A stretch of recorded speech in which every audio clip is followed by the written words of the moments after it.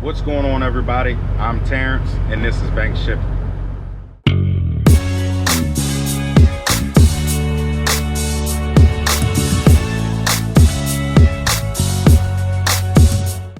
Good morning. Hope everybody's having a good morning so far. If you ain't up, go ahead and get up and start that grind. It is a nice cold Monday morning. Got a whole week of nothing but king span. They asked me last week what I had going on this week. Told them nothing. And they said that they had 5 rush loads that needed to go. You know, they're still trying to get back into the swing of things from them being down for 2 weeks. You know, the whole Christmas, the week before Christmas and the week after, you know, so they're still trying to get back in the swing of things, getting product back out there and stuff like that. So the stuff that's coming out is stuff that needs to go out ASAP. So got 5 loads this week of king span. So basically this week I picked up this morning, did a load and go to Rockville, Maryland, which is where I'm at right now. Once I get this dropped, I'll go back to king span, pick up another load for tomorrow, so forth, so forth, so forth. So my week's pretty much already planned out. Hopefully, let's keep our fingers crossed. Hopefully nothing gets messed up to where a load drops off or something like that, because I got it planned out pretty good. And hopefully maybe I'm able to find some things to run in between, kind of try to double up instead of deadheading. I don't really have any far trips. I think my furthest trip is I think like Newcastle, Delaware, which is about 130 miles, something like that. That's my furthest. So yeah, so this week is looking pretty good other than the cold, but it's winter time, so I gotta live with it. My whole heat situation in the truck is better now that I topped it off with coolant. It's still, you know, kind of chilly in here just because it's an old truck. You know, it's got some rattles and some cracks and stuff, you know, where I can feel a draft coming through. But, you know, until I get those things fixed, have time to track down where the air is coming in and stuff like that, I'm just gonna have to live with it. But it is what it is. We out here making money, so I ain't gonna complain. So I'm gonna go ahead, get out, get bundled up, unstrap this thing, and I'll get back to y'all. Whew. All right, so dropped off in Rockville, then came back to Winchester, picked up another load, king span, loaded. Now I'm done. Got us a, oh, I can get out here. Got us a 53-foot load. So front skids turned, everything else is normal. 53-foot load, which is 13 skids, still puts me under 10,000 pounds. And even this is the heavier material. This is what they call fan fold. It's not, oh, here's a better one because the plastic's up, but it's this gray stuff right here. It's not the green guard, which is, you know, what I normally haul, which is the more common product, which is this stuff right here, green stuff. They're only getting 1 skid of that. This goes to Columbia, Maryland in the morning. So, you know, with my 53-foot loads, it's, put my hood up, it's kind of windy and cold. With my 53-foot loads, you know, I X-strap up in the front, and I still put 2 straps on that front skid, and then the rest is normal. You know, these skids are only 8 foot long, so like normal, I can only put, you know, I only put 1 strap. Back here, because the strap doesn't go down through the center, I put 2 straps on it. But some of the areas are where I don't have sliding winches, so I use ratchet straps. And then of course in the back I put my strap right here, back strap, that keeps everything nice and tight, because, you know, skid comes right up to the end of the trailer. So we're done for today, and it's cold and it's windy, so I'm gonna see y'all in the morning. Well, got that load dropped off in Columbia, Maryland this morning, that 53-foot load, and got back, Picked up my load for the morning. It's a 2-stop, goes to Beltsville, which is the last 6 skids back here of the Green Guard. That goes to Beltsville, and then these front 6 skids go to Baltimore. So 2-stop load in the morning, then come back, do the whole same thing all over again, get another load, blah blah blah. So yeah, cold day, still having heat problems. Not really sure what's going on with that. You know, I topped off my coolant and everything, and that helped a little bit, but then it went right back out. So I don't know if it's something, if I have to get a winter front. There's, you know, people say yes, people say no when it comes to winter fronts on something that's air to air, on a truck that's air to air. You know, some people say it's good, that, you know, it doesn't hurt anything. Some people say absolutely don't do it. So I'm gonna try a couple other things before I go to the winter front route. You know, flush my heater core and things like that, see if that helps something out. But until then, I'll just have to freeze. But it is what it is. You know, I'll put a couple more layers on, even though I hate being cold and it's miserable. It is what it is. You know, I'll just keep on running and until I figure it out. But man, I wanted to do a quick little segment, because I don't really talk about it much, but I see a lot of people talk about it, you know, on social media and stuff, and especially with, you know, all the guys and girls that want to get into the trucking game, the hot shot market and stuff like that.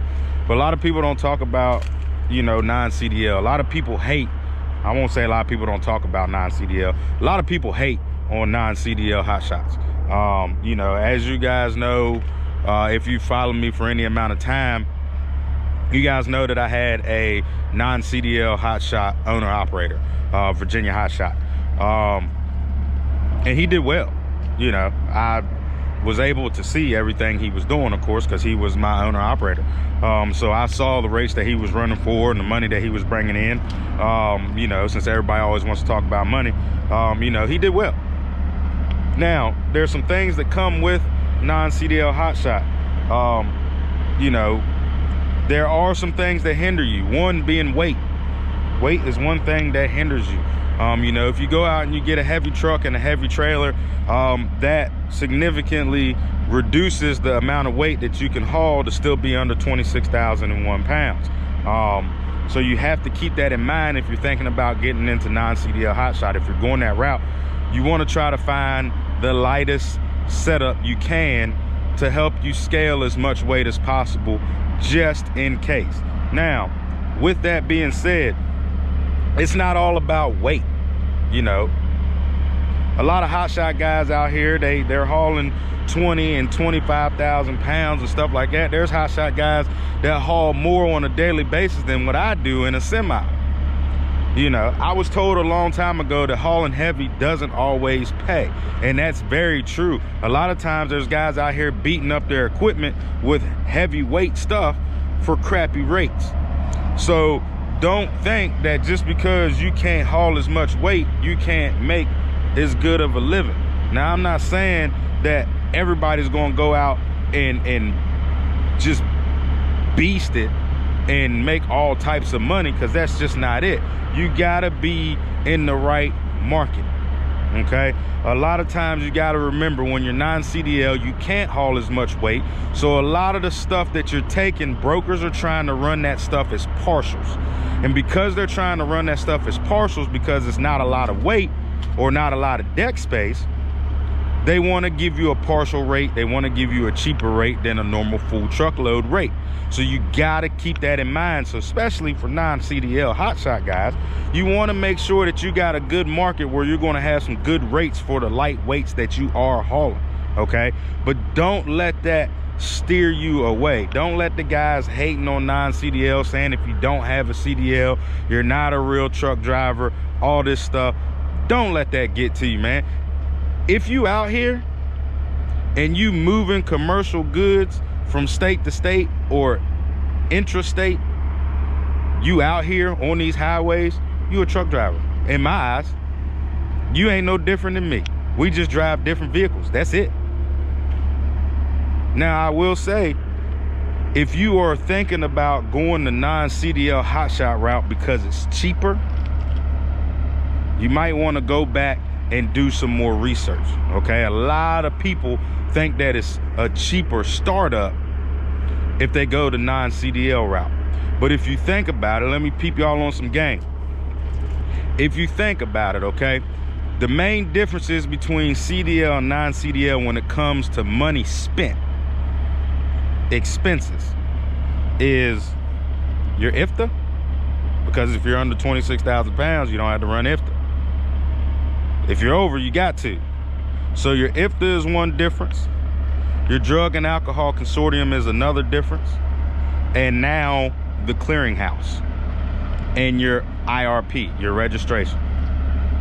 So those few things are the only difference in expenses in running CDL versus non-CDL. Because a lot of you all have the same truck, got the same trailer, just less wheels most of the time. You know, you'll have a single wheel, you'll have a tandem axle single wheel trailer instead of a dual wheel trailer. That's the only difference most of y'all have. That most of the guys that are running non-CDL, that's the only difference. So those little bit of expenses, you got to think you can factor that into your rates to where it doesn't make a difference. So don't think that it's going to be cheaper in the startup to run non-CDL. Okay, don't let those little bit of expenses steer you away from getting your CDL. Now, if you just don't have no desire to get your CDL and you got some customers waiting and stuff like that to where you don't need a CDL, by all means, stay non-CDL. That's a couple extra dollars you can keep in your pocket. You know, I'm not one of these guys that are going to tell you you absolutely have to have your CDL. Okay, you don't. You can still make a living being non-CDL. If you couldn't, nobody be doing it, right? Now, there are people doing it the right way and there are people doing it the wrong way. That's why I'm here to try to help you. I'm not saying everything I do is right or everything I say is right, but I'm trying to help you see that you can't let other people steer you away from something that you want to do. Okay, if the timing is right and you have the customers and you have a good base in the knowledge and the research and all that stuff to start out non-CDL, by all means, go ahead and do it. If you want to do that to get your foot in the door before you go and get a CDL, by all means, go and do it. Now, if that's what you're thinking about doing, you might want to do it quick before the whole February 7th thing where you got to go take a class and all that stuff to get your CDL. If you don't mind having to pay money to go take a class, then you know what? Start out non-CDL, get your feet wet, and then go out and get your CDL, okay? But I'm not gonna sit here and tell you that you got to have a CDL to be prosperous in this business, because you don't, okay? There are people out here every day that proves otherwise, all right? Now, having your CDL does open you up for some other things, okay? But it's not like it opens up the entire world. You know, it's not like you can't have a strong customer base as non-CDL, all right, because you can. Prime example, this stuff right here, if I didn't need 53 feet of deck space, I could probably run this stuff non-CDL. Okay, I mean, a lot of the, not necessarily the combination weight, but the weight of the load. A lot of the guys, you know, when you're non-CDL, you're looking for loads under 10,000 pounds most of the time. That's about where most guys are at. Some of them, they got a lighter setup, they might be able to get 11,000 pounds on there. But for the most part, it's 10,000 pounds and under. Well, you're looking at less than 10,000 pounds. This whole thing right here, 8,400 pounds. That's the type of loads that non-CDL hotshots look for. So there are loads out there that are light enough for non-CDLs to be prosperous.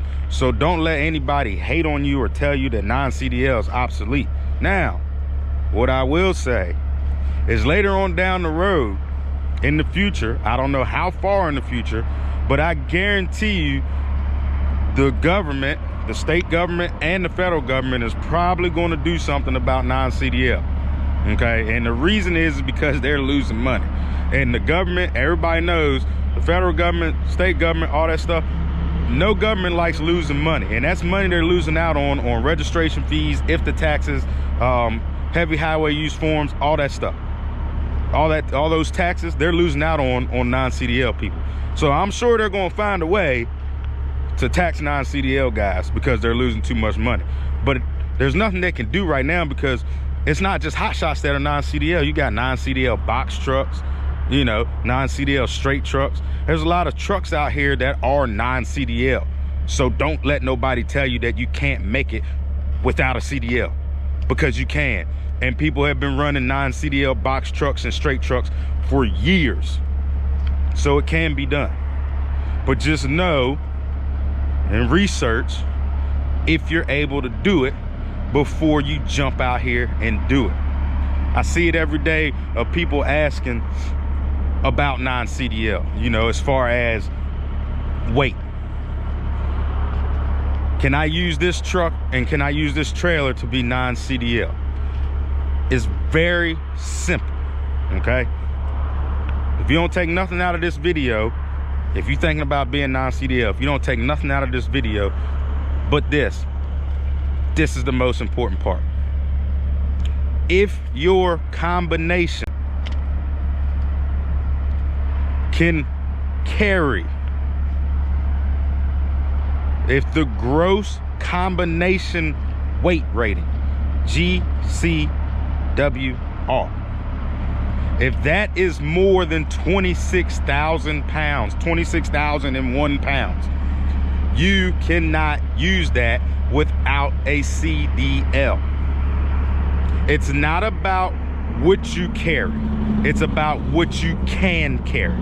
Okay, so if you got a trailer that is rated at 25,000 pounds because it is a dual tandem axle trailer, it don't matter what truck you put in front of it, you are not going to be able to be non-CDL. Now, if you derate the trailer, it is a possibility that you can be non-CDL, but just remember that troopers and other people are on the lookout for that stuff. A lot of times they'll look at axle stamps. I've seen it done. Haven't had it done to me personally, but I've watched it be done at a scale house, okay? And they put the guy out of service. Even though the trailer was derated, they still put him out of service because his axles were stamped for 12,000 pounds apiece. Now, a lot of manufacturers are getting away from derating for that fact right there, because it's a legality issue. Now, if you can still find somewhere, there's still people who are derating trailers. So if you can find somebody to derate that trailer, you go right ahead. But me personally, I wouldn't do it. But just remember, it isn't about what you carry. It is about what you can carry, what your setup has the ability to carry. So that is your gross combined weight rating. If that is over 26,001 pounds, you cannot be non-CDL. So if you got a truck that is 12,000 pound GVW and a trailer that's 12,000 pound GVW or 14,000 pound GVW, you can be non-CDL. But if you got a truck that's 14,000 pound GVW and a trailer that's 14,000 pound GVW, you can't be non-CDL. Even if you try to register that truck and trailer as 14 and 12, you say, okay, I can be non-CDL. That's not how it works, because your setup is capable of handling 28,000 pounds. It's about what you can carry, theoretically, what you can carry. That is the easiest way to understand if your setup can be non-CDL or not. There are a lot of guys out here getting put out of service and getting hit with fines and write-ups and all this other stuff because they're improperly registered. They get a truck that's rated 14 and a trailer that's rated 14, and they try to register the whole combination for 26 so that they can stay non-CDL. It don't work that way. because the setup is capable of hauling more and over CDL weight. So just remember, like I said, if you don't, I know I'm rambling, but I can't stress it enough. If you don't take nothing else from this video, if you're thinking about being non-CDL, just remember it's about what you can carry, not what you are carrying, okay? In my Hotshot that I had, I grossed, my weight was 17,000 pounds, truck and trailer, empty. 17,000 pounds, okay? And a lot of times I'd be having this stuff, it was 6,000 pounds. All right? So if you do the math, what's that? 23,000 pounds? So theoretically, I could have been a non-CDL Hotshot because I was under 26,000 pounds. That's what people think. Even though I was under 26,000 pounds, I still could not do non-CDL because my setup, the GCWR, the gross combined of my setup, was 37,000 pounds. So I had to have a CDL. So I can't stress that enough, but I'm gonna end with that. Just don't let nobody tell you that non-CDL is obsolete, because it's not. It's probably not going nowhere no time soon. Don't let nobody hate on you because you non-CDL. Don't let nobody make you feel less of a truck driver because you non-CDL. There's probably non-CDL guys out right here that's doing better than CDL guys that think they're better than them because they have a CDL. Nobody's better than nobody, man. We all out in here together. We doing this thing together. We all truck drivers. We need to start acting like it. But I'm getting cold. I'll holler at y'all later on. We're gonna get this thing up here in the morning. But as always, stay prayed up, grind hard, and stay humble.